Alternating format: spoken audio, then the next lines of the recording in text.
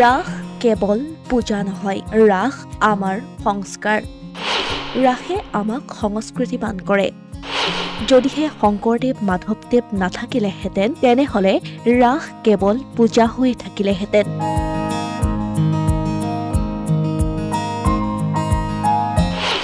মহাপুৰুষ দুজনৰ কৃষ্টি আৰু সৃষ্টি তথা কেলিগোপাল নাটে আজি ৰাসক দিছে অন্য মাত্ৰা।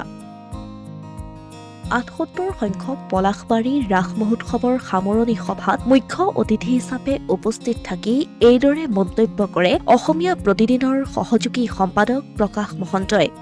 ৰাস পূজা, কেলিগোপাল নাটকৰ অভিনয় আৰু ৰাস উৎসৱ দুয়োটাৰ মাজত পাৰ্থক্য আছে। ৰাস যেতিয়া উৎসৱ, সেই উৎসৱত আনন্দৰ এক বাৰ্তা, আনন্দৰ এক বাতাবৰণ সকলোৰে মাজত থাকিব লাগিব। নিৰানন্দই কাকো ম্লান কৰিব নোৱাৰিব। সেইবাবে শৰৎকালৰ পূৰ্ণিমাত ৰাসৰ এই পৰিৱেশ তৈয়াৰ হয় বুলি আমি সকলোৱে বিশ্বাস কৰোঁ।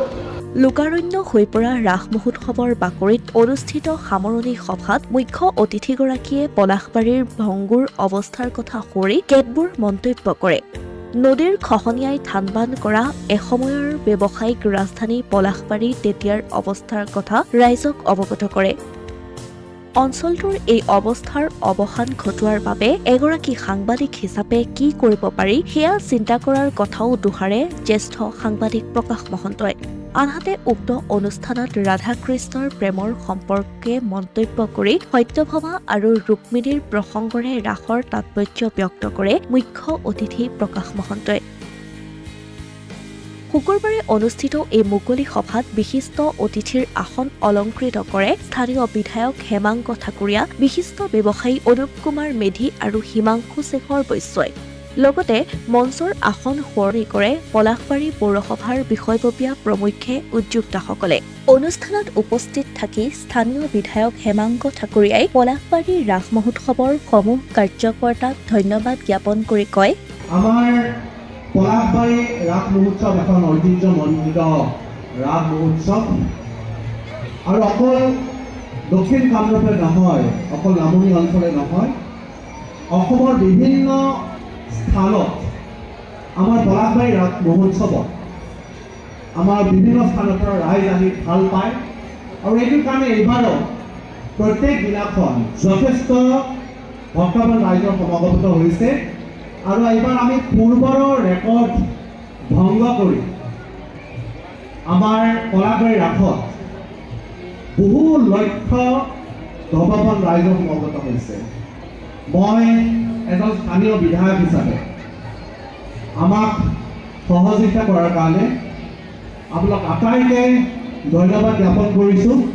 অনুষ্ঠানত বিশিষ্ট অতিথি হিচাপে উপস্থিত থকা অনুপ কুমাৰ মেধি আৰু হিমাংশু শেখৰ বৈশ্যইও ৰাস সন্দৰ্ভত কেতবোৰ মন্তব্য আগবঢ়ায়। এই ৰাস উৎসৱ তেওঁলোকে উপভোগ কৰে। ইয়াৰ মূল অৰ্থ হৈছে যে ভগৱান শ্ৰীকৃষ্ণই আমি তেখেতক এজন মানুহ হিচাপে যদি ভাবি লওঁ, তেখেতৰ কৰ্মৰ জৰিয়তে তেখেতে ভগৱান হিচাপে আমাৰ পুণ্যভূমিত এজন ভগৱান হিচাপে তেখেতে পৰিপূৰ্ণতা লাভ কৰিবলৈ সক্ষম হৈছে। আমাৰ ভিতৰত এক জনপ্ৰিয় ৰাস আৰু এই পৰিৱেশ বছৰে বছৰে ৰাসৰ পৰিৱেশ ভাল হৈ গৈ আছে। আমি নিজৰ চকুৰ আগতে দেখা পাই আহিছোঁ। মই বহুত বাচ্চাকালৰ পৰা আমাৰ এই ৰাসত আহোঁ। মই নিজে এই জন্ম হোৱাৰ পিছত প্ৰথম ৰাস পলাশবাৰী ৰাস বুলি চোৱা বুলি ক'লেও ভুল নহ'ব। চকুৰ আগতে যি ধৰণে এই ৰাসখন। উল্লেখ্য যে সভাৰ প্ৰাকমুহূৰ্তত অনুষ্ঠানত উপস্থিত থকা মুখ্য অতিথিকে ধৰি বিশিষ্ট অতিথিসকলক উদযাপন সমিতিৰ তৰফৰ পৰা ফুলাম গামোচা, জাপি, স্মাৰক ফুলৰ থোপা আদি স্মৃতিগ্ৰন্থ ৰাসক্ৰীড়াৰে সম্বৰ্ধনা জ্ঞাপন কৰা হয়।